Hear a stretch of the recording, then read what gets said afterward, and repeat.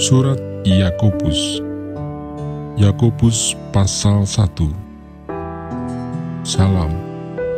Salam dari Yakobus, hamba Allah dan Tuhan Yesus Kristus, kepada kedua belas suku di perantauan. Iman dan hikmat. Saudara-saudaraku, anggaplah sebagai suatu kebahagiaan apabila kamu jatuh ke dalam berbagai-bagai pencobaan, sebab kamu tahu bahwa ujian terhadap imanmu itu menghasilkan ketekunan. Dan biarkanlah ketekunan itu memperoleh buah yang matang, supaya kamu menjadi sempurna dan utuh, dan tak kekurangan suatu apapun. Tetapi apabila di antara kamu ada yang kekurangan hikmat, hendaklah ia memintakannya kepada Allah, yang memberikan kepada semua orang dengan murah hati dan dengan tidak membangkit-bangkit, maka hal itu akan diberikan kepadanya. Hendaklah ia memintanya dalam iman dan sama sekali jangan bimbang.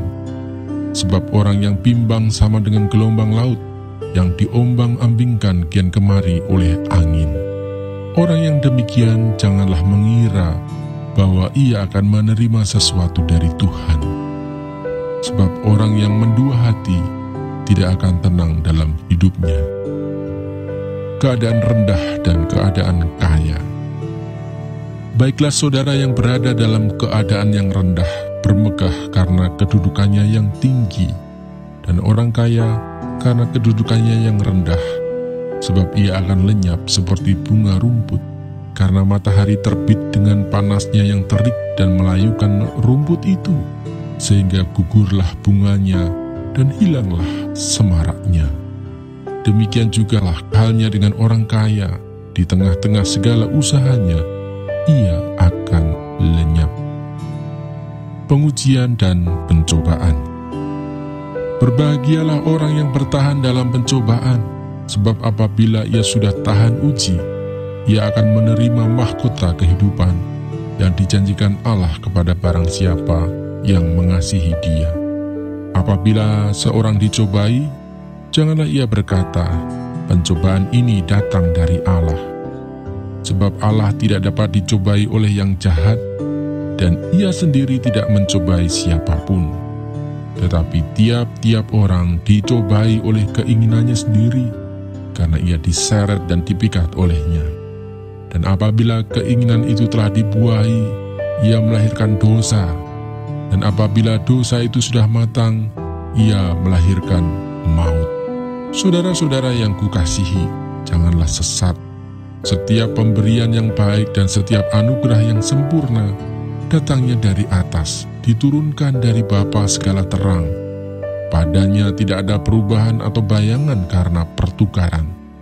Atas kehendaknya sendiri, Ia telah menjadikan kita oleh firman kebenaran, supaya kita pada tingkat yang tertentu menjadi anak sulung di antara semua ciptaannya.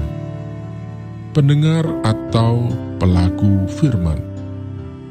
Hai saudara-saudara yang kukasihi, ingatlah hal ini. Setiap orang hendaklah cepat untuk mendengar, tetapi lambat untuk berkata-kata, dan juga lambat untuk marah. Sebab amarah manusia tidak mengerjakan kebenaran di hadapan Allah.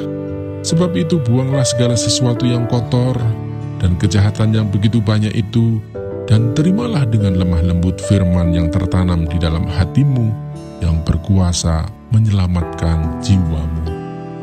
Tetapi hendaklah kamu menjadi pelaku firman, dan bukan hanya pendengar saja, sebab jika tidak demikian, kamu menipu diri sendiri. Sebab jika seorang hanya mendengar firman saja dan tidak melakukannya, ia adalah seumpama seorang yang sedang mengamat-amati mukanya yang sebenarnya di depan cermin. Baru saja ia memandang dirinya, ia sudah pergi atau ia segera lupa bagaimana rupanya. Tetapi barang siapa meneliti hukum yang sempurna, yaitu hukum yang memerdekakan orang, dan ia bertekun di dalamnya, jadi bukan hanya mendengar untuk melupakannya, tetapi sungguh-sungguh melakukannya, ia akan berbahagia oleh perbuatannya.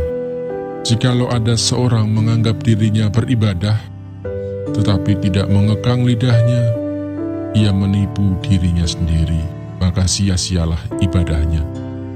Ibadah yang murni dan yang tak bercacat di hadapan Allah, Bapa kita, ialah mengunjungi yatim piatu dan janda-janda dalam kesusahan mereka, dan menjaga supaya dirinya sendiri tidak dicemarkan oleh